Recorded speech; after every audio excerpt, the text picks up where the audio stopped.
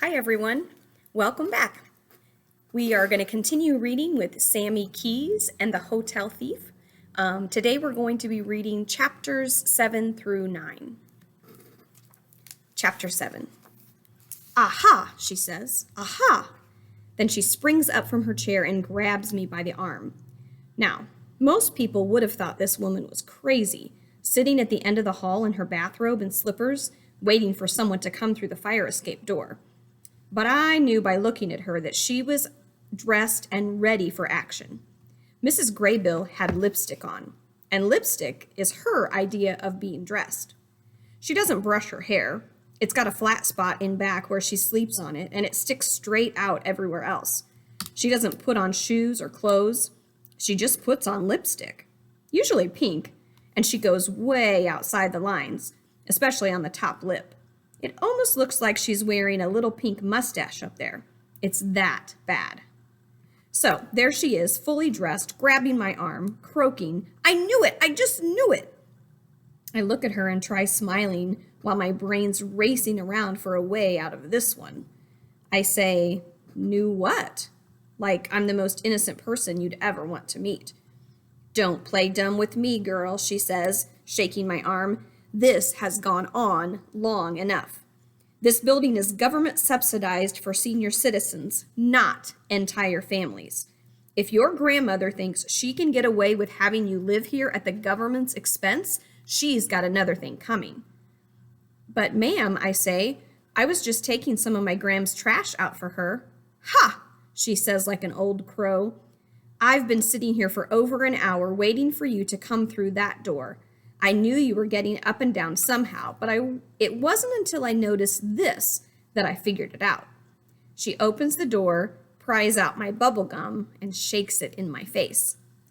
My brain's racing and I'm smiling the best I can, but my stomach's upside down and my knees are feeling kind of wobbly, like I'll be sitting down any minute, whether I want to or not. "Look, Mrs. Graybill, I don't live here, really. Why would I want to live here? I just try to help my grandmother out as much as I can. Mom likes me to check on her because she's not doing that well." "Oh, baloney. Oh, baloney and hogwash. Really? And just now I was down throwing away some trash and you didn't just use the trash chute. Why didn't you just use the trash chute?" That takes me a second. It was kind of a big box. It didn't fit. I took it down the elevator and then came back up the stairs. It's quicker, you know. I smile real big. "Want to come down to the dumpster and see?" She sputters around a bit and then hauls me by the arm down to Graham's apartment and pounds on the door. Grams opens it, looking healthy as ever, and Mrs. Graybill says, "I know this girl is living with you, Rita. It's against the law. Do you hear me? Against the law." Well, Grams takes her by the arm and drags her into the apartment. "Take a look, Daisy. Does it look like a child lives here?" So Grams is yanking on Mrs. Graybill, and Mrs. Graybill is yanking on me, and we're all moving across the living room like some kind of giant centipede when Mrs. Graybill says, "Let go of me." I say, "Let go of me." And we all kind of look at each other and then let go. Grams takes a deep breath. "Daisy, honestly, the girl just helps me out. It gets lonely here. You know that. Don't you wish some of your family would stop by every once in a while for a visit? Every day is not once in a while." So Grams guides her around the apartment. First, she opens the bathroom door. Then she opens the bedroom door. "Do you see evidence of a child living here?" Well, Mrs. Graybill's looking around, not saying much. Then we move into Graham's bedroom and Mrs. Graybill throws open the closet. And she's dying to say, "Aha!" Only none of my clothes are in there. She lets out a little sigh and Graham says, "Daisy, can't you just give up the hunt? Wouldn't it be more fun to be friends?" I'm thinking, friends? With Mrs. Graybill? That's all I need. But lucky for me, Mrs. Graybill just pushes her lips out so she looks like a duck with a fat pink beak and storms out of the apartment. Once she's gone, Graham's hands land on her hips. "So you've been suspended." All of a sudden, I'm so happy I could pop. I throw my arms around her and say, "It was you. I was afraid that maybe." Then I look at her and say, "What happened to the story about Aunt Valerie?" "Victoria." And I completely forgot. And once I started pretending to be your mother, I couldn't exactly go back on it, now could I? I gave her another hug. "Grams, you're the best." She blushes, then pushes me toward the couch. "Now, Samantha, you sit right here and tell me what happened. How in the world could you get yourself suspended on the first day of school?" So I tell her the whole thing, from the top, about Heather Acosta and her fire engine hair and her earrings, about the way she made fun of my shoes and tried to mooch money from Marissa, about her sticking me with the pin and how I smacked her in the nose. Then I tell her about Mr. Kahn putting me in the box and how nobody but Marissa would listen to me. And when I'm all done, I take a big breath because the whole story came out in one gigantic sentence. And what does Grams do? She puts her arms around me and says, "I wish I'd had a friend like you when I was growing up, Samantha Keyes." Then she asks me what happened with Mrs. Graybill, so I tell her all about how she was waiting for me by the fire escape door and how she grabbed me by the arm and yelled at me and how I lied about the trash chute and the dumpster and everything. Pretty soon, Grams is looking worried. "She found the gum," I say quietly. Graham sighs. "It's only a matter of time, Samantha." I look down. "What if I got a job? Maybe we could move." That's out of the question. So we sit there a while and finally she says, "You'll have to go out for a bit, so she thinks you've left." I nod. "I know. It's okay." But what I'm thinking is how nice it would be just to stay home and watch TV and not worry about anything. Finally, I get up. I don't feel like walking all the way over to Marissa's. Maybe I'll go over to the mall or over to see Hudson. "Oh, Samantha, no, not over to Hudson's. You spend far too much time with him." "But Grams, he's nice. You should come with me sometime." She just shakes her head and says, "I just wish you had some more friends your own age." I go into the kitchen. "I'd still visit Hudson." I rummage through a drawer until I find a roll of masking tape. I stuff it under my shirt into my armpit and say, "Ready." Grams watches me, but since she doesn't ask, I don't explain. I just head for the door. Once I'm outside, I call, "Bye, Grams. See you tomorrow," so Mrs. Graybill will hear me leaving. Grams calls back, "Bye, honey. Thanks for the help." And there I go, straight to the elevator, whistling away, putting on a show for Mrs. Graybill. When the elevator shows up, I get on it and punch the 4th floor button. Then, when the elevator stops, I get out and reach back inside and punch the lobby button just in case Mrs. Graybill's watching the elevator lights on our floor. After I check the hallway and the coast is clear, I hurry down the fire escape and get to work. Now, a wad of masking tape doesn't work nearly as well as a nice fat piece of bubble gum, but after a while I got the jam plugged, and really, you couldn't even tell the tape was there if you weren't looking. I tested it a bunch of times, then took the elevator down to the lobby and made a lot of noise so that Mr. Garnucci would notice me leaving. Normally, I don't want Mr. Garnucci to notice me. He's the manager and practically lives in the lobby. He knows everybody, including me. He's not that old, but he talks like he's old. He tells the same story over and over again and talks really loud, probably from being around old people all day. So normally I try to slip right past him, but seeing how Mrs. Graybill probably called him and told him to be on the lookout for me, there I was, in the lobby, making a lot of noise. Mr. Garnucci looks up from his paper. "Sammy, how's that grandmother of yours?" I'm afraid to answer, because before you know it, he'll be telling me about his grandmother, who's 94 and still riding her bicycle. So I give him a quick wave and call, "Fine, see you later," and I duck out the front door. I stand outside for a minute thinking, then I cut across the parking lot and head straight for Hudson's. Hudson has a 1-story house with a big stone fireplace and a nice shady porch. He also has more books than the library. His back room has shelves from the floor to the ceiling on all 4 sides, and every single one of them is crammed full of books.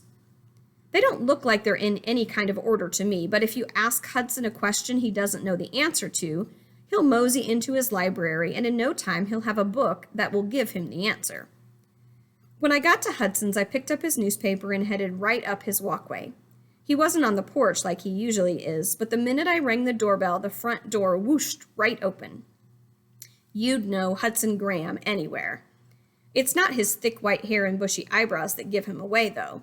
It's his boots. If you ever see a man walking down the street in yellow or emerald green or violet cowboy boots, chances are good that it's Hudson Graham. And there he was in the doorway wearing a pair of boots that looked like they should be combed instead of worn.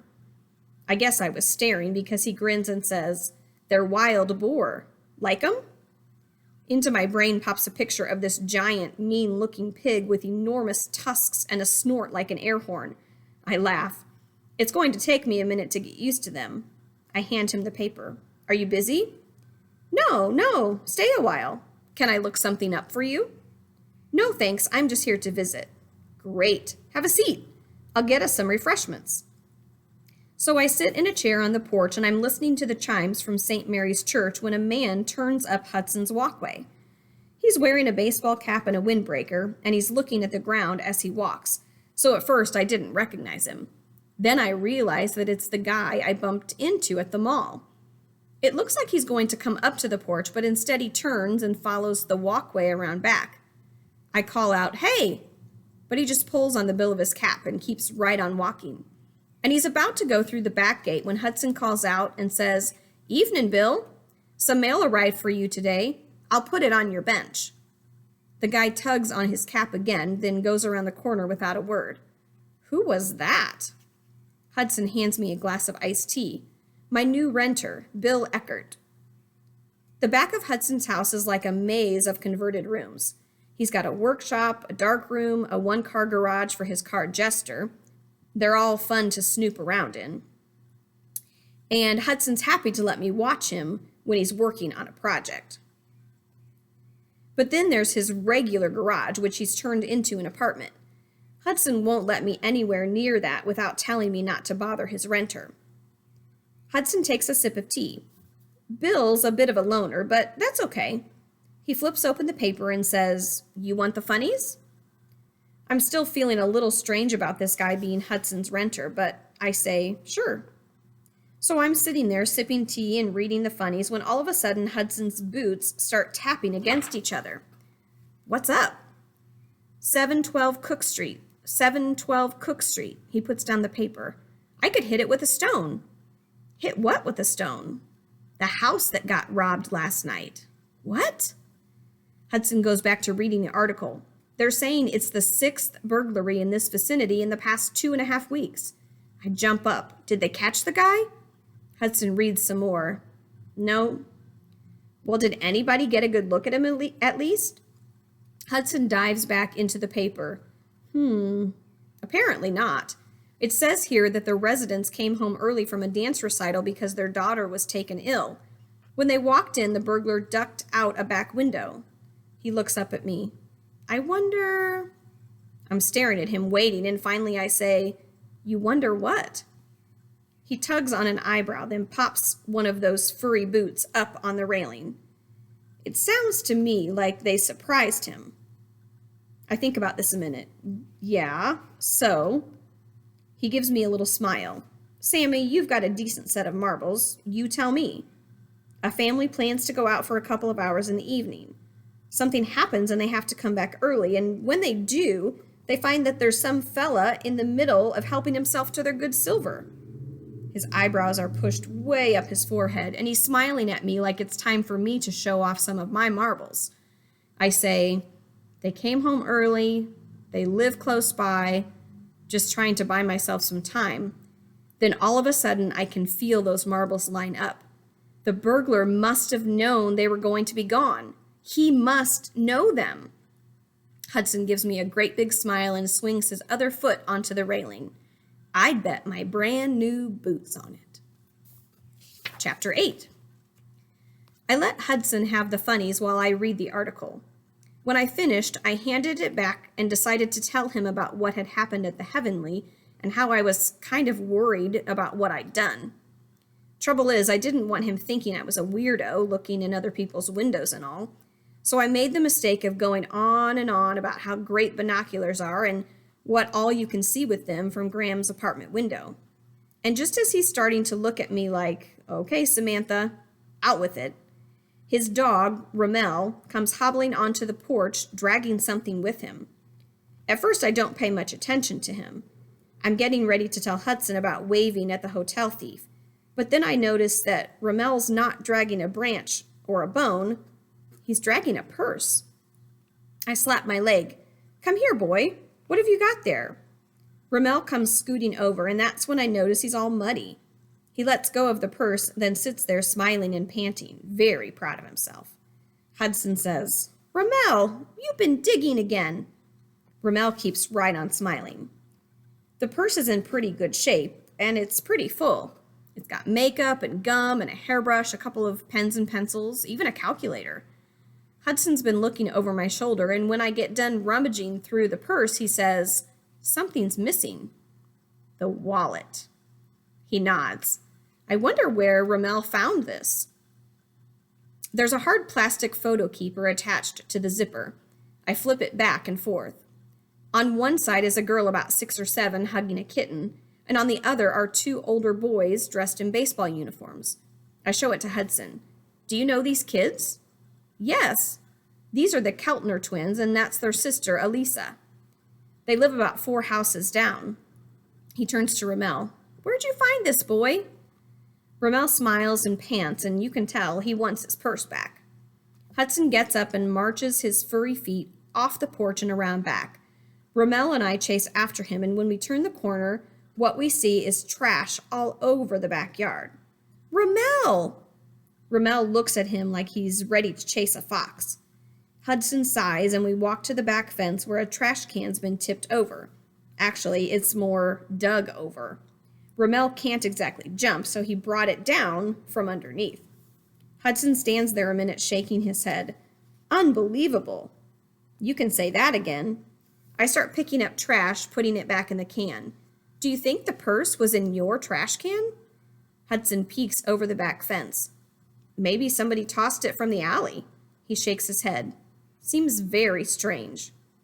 Maybe it didn't come out of the trash can. Hudson looks around. Then where did it come from? Has Ramel been out? Maybe he brought it home. No, he can't get out unless he digs out, and I see no evidence of that. So we picked up all the garbage and filled the hole back in, and then Hudson says, Elisa mentioned something about them visiting her aunt this week, so I have a hunch they're not home. But let's go down to the Keltners and check anyway. He turns the purse over. I wonder how long this has been missing. We walk down to the Keltners, and sure enough, no one's home. Hudson picks up some newspapers cluttering up their yard and stashes them on their porch, then takes a last look around. Let's go home and call the police. So that's what we do, only I start worrying that Officer Borsch and Tall and Skinny will be the ones to show up. So I say, Hudson, I really got to get back home. Grams is probably worrying about me.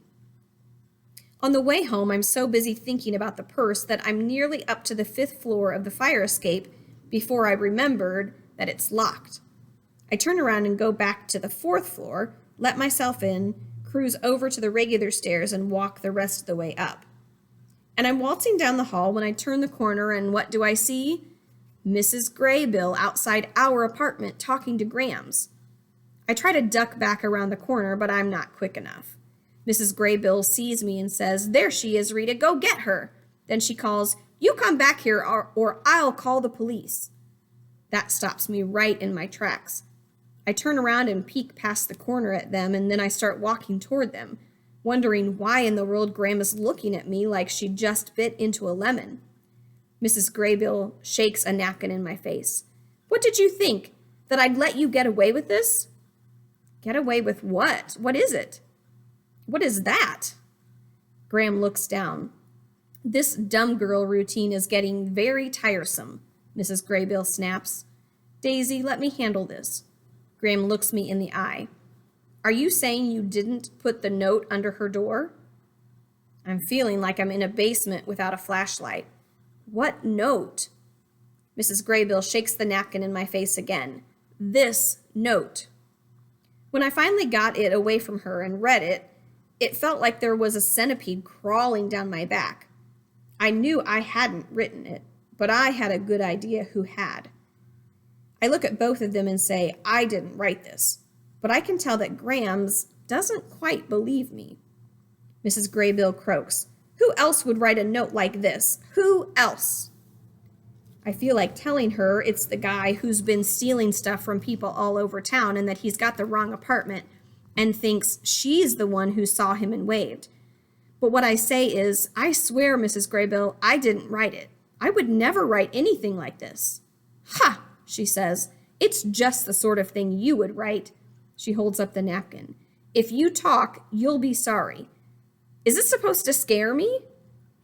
Well, it was scaring the oatmeal out of me, but I just said, I know why you think it's me, but it's not. Mrs. Graybill turns to Grams. Really, Rita, I've had enough. I think it's time I had this child banned from the building. Graham takes a deep breath. Go ahead, Daisy. If it makes you happy, go down and talk to Vince Scarnucci about it. Samantha says she didn't do it, and that's good enough for me. She puts her hands on her hips. Did you ever stop to think that maybe you've made some other friends in this building? Maybe one of them left you the note.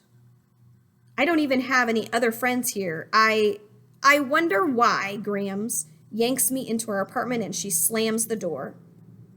Then, before I can thank her for sticking up for me, she snaps, How could you? It felt like she had just slapped me in the face. Then she says it again. How could you? Did you really think it would shut her up? Don't you know it's as good as telling her she's right?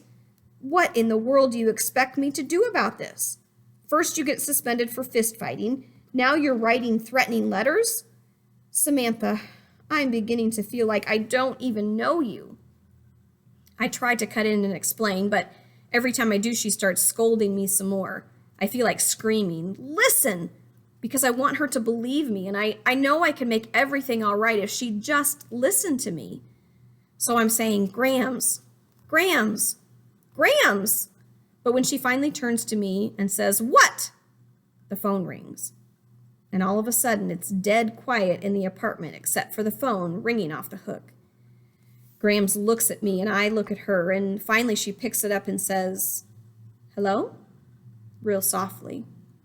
After a second, she pinches her eyes closed, and I'm thinking that Mrs. Graybill has already told Mr. Garnucci everything, and that this is him calling to say that Grams had better start packing. But what Grams says is, No, she can't come to the phone. That throws me, but I'm thinking, okay, at least it's not Mr. Garnucci. It must be Marissa. Grams says, I don't care if it is an emergency. She can't come to the phone. So I'm sitting there wondering what kind of trouble Mikey's gotten himself into this time when Graham says, The police? Why are the police looking for Samantha at your house? She listens for another minute, then holds out the phone to me without a word. Chapter 9. It's Marissa, all right, and you can tell she's dancing around with her cordless phone, biting on a fingernail, having a heart attack. Sammy, you've got to come. Now. I told them you were in the shower. What is going on? They say that you said you lived here. What am I supposed to do? The shower? My brain races around for a solution, but all I feel is marbles crashing into each other, going nowhere. Are your parents home? No. What about Mikey? He's in his room feeding his fish. I told him if he came out, I'd tell Mom and Dad about him going to Maynard's when he was supposed to be sick. Okay, I'll be right there. How in the world are you going to get here? I'm going to run. Run? Yeah. Leave the back door unlocked and tell them I take long showers. I'll be there as fast as I can. I hang up and look at Grams. She's sitting on the couch with her face buried in her hands, shaking her head. I run up to her and give her a hug. Grams, I'm really sorry. I promise I'll explain everything when I get back. She looks up at me and she whispers, Samantha, you act like you're running from the law. I let out a nervous little laugh. Actually, it's kind of the opposite. Everything will be all right, I promise. I give her a quick kiss on the cheek, and as I'm leaving, she says, I'll be waiting. I wave and close the door, and then I start running. Down the stairs, through the lobby, across the parking lot, and down Main Street. Now, I walk to Marissa's house all the time. Before my skateboard got stolen, I used to go to Marissa's house almost every day. But I'd never run to Marissa's house. And I guess I started off too fast because 2 blocks down Main Street, the iced tea that I'd had at Hudson's locked up tight on my right side and wouldn't let go. But I kept on running, holding on to my side like I'd been shot, feeling a hot spot on my little toe where a blister was about to pop any minute. And by the time I turn up Jasmine, I'm not running anymore, I'm hobbling. I hobble up the hill as fast as I can, wondering the whole time if it's Officer Borsch who's waiting for me. And if it is, if he's figured out yet that I'm not really in the shower. I cut through a neighbor's yard, then scrape myself up, climbing over the fence into Marissa's yard. By now, I just want to lie down and die, but instead I drag myself up to the house, turn on a hose, then lean way over and drown my head in freezing cold water. Marissa's head pops out the back door. What are you doing? Taking a shower. Quick, get me a towel. She comes back and throws me the towel. Hurry, I think they're getting suspicious. What do they look like? Is one of them really fat? Yeah, and the other one's really skinny. What is going on? I can't explain right now. It's too complicated. I yank off my shoes and put the towel over my shoulders. Let's go. We go charging through the kitchen and den and then catch our breath right outside the living room. Marissa opens the door and says, Here's Sammy, then smiles and backs way off into a corner to watch. Now, the Mackenzies' living room is glass. Nothing but glass. Glass tables, glass shelves with little glass figurines, glass lamps, even glass chairs. And sitting there in one of those dainty glass chairs is Officer Borsch, looking like an elephant trying to squeeze into a fishbowl. I smile at them and rub the towel on the side of my head. Hi, sorry you had to wait. What's up? All that leather gear and equipment around their stomachs kind of creaks and jiggles as they stand up. We'd like to have you take a look at a few pictures if you would. Sure. I start rubbing the hair on the other side of my head, trying to act casual, but the whole time I'm wondering why in the world Marissa's pulling funny faces and jerking her arm back and forth like she is. Officer Borsch pulls a photograph out of a big envelope. Is this the fella you saw at the Heavenly the other night? Marissa's pulling faces like a blowfish and slapping at air, and I'm doing my best to ignore her as he hands me the picture. Then I see Mikey peeking around the living room door, looking like a bumblebee in a black and yellow shirt. I check out the picture. It's not him. Are you sure? I'm sure. You didn't look at it more than a second. How can you be sure? I just am. I'm positive. The Borsch man wants to give me an argument, but Tall and Skinny says, try the other one. Officer Borsch pulls out another picture. Take your time. So I'm watching Marissa out of one eye, and I'm watching Mikey out of the other, and then Mikey decides he's coming in. I hand the photograph back to Officer Borsch. It's not him. Mikey pipes up with, let me see. Officer Borsch looks at Mikey, then back at me. Who's this? I smile and say, so Mikey can't hear me, my brother. I look over at Marissa like, help, because I know that any minute Mikey's going to give me away, and then who knows what Officer Borsch will decide to do with me. So what's Tall and Skinny do? He turns to Mikey and says, it's all right, son. We're just asking your sister a few questions about somebody she saw. Mikey grins at me like, boy, has he got something over on me or what? And he's about to spout off when Marissa comes flying across the room and yanks him back into the hallway. Maybe we'll just wait outside. Mikey starts screaming and kicking, but Tall and Skinny and Officer Borsch just kind of look at each other and shrug. I try to distract them by asking, so, has any more evidence shown up? Officer Borsch squints at me like he knows I'm up to something, but Tall and Skinny says, we've just had a purse turn up. It was reported missing almost a week ago, and we think it's somehow connected to the other burglaries on that end of town. So if you remember any details about the man you saw at the Heavenly, please let us know." He turns to Officer Borsch. "I think we're done here." Officer Borsch frowns and nods, and they start down the hall. And I guess with all their leather gear creaking and their equipment jingling, they can't hear Mikey sounding like he's under 10 feet of water screaming, "Let me out! Let me out!" I cough and excuse myself and cough some more, trying to cover up Mikey's voice, and the minute they're outside, I race over to Marissa. Marissa's got Mikey locked up in a closet, and she's leaning on it with all her might. She sees me and says, "Oh, thank God." I pop the closet door open and look at Mikey like I'm going to kill him. He tries to charge past me, but I grab him by the shirt. "Listen up, Mikey. If you tell anyone about this, Marissa's going to tell your mom and dad how you ditched school today and how you've been spending all your allowance on candy bars. If you keep your mouth shut, then so will we. Think about it, Mike. If your parents find out where you were today and what you've been doing with your allowance, you know what they'll do? They'll ground you for a month. That's what they'll do, and they'll take away your allowance. You got it? That means no more fancy fudge, no more candy bars, and no more double dynamos.